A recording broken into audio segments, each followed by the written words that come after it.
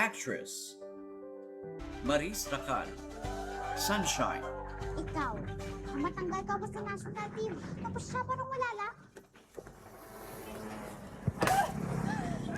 Sige pa, dun pa, sa gitna! Wala siyang kwenta!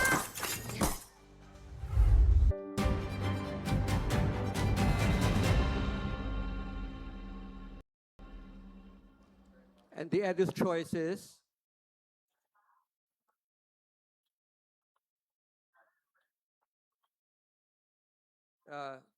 the winner for Best Actress is Miss Maris Racal.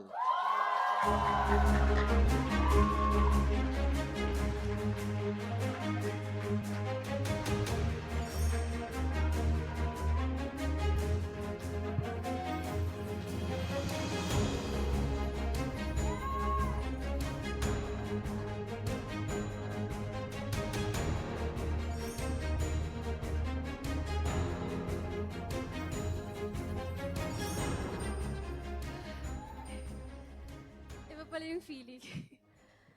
Whew, I would like to first acknowledge all the amazing actresses in this category. Miss Mylene Dizon, God. Ma'am Charo Santos, Cristel Go, you're so precious. Barbie Forteza, Ma'am Charo Santos, Ate Angelica Panganiban. It's such an honor to be nominated alongside all of you. Maraming salamat, Eddies, for this. When I read the script, Sunshine, during the pandemic, I knew right away that it's gonna be a big responsibility. Talking about abortion in this country is not gonna be easy. But all of my fears and doubts faded away kasi alam kong marami akong kakampi. At marami akong kasama sa pagkwento ng storyang ito. This award is for Direct Tonette Hadaune.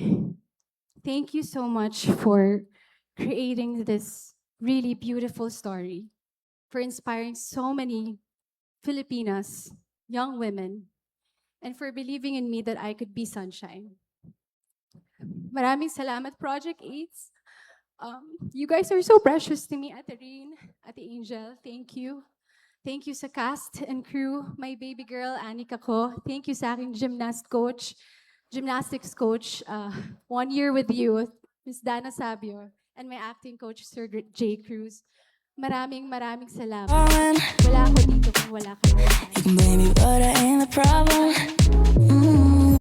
Sunshine is a girl who had so much promise, who had big dreams, who had such a bright future ahead of her.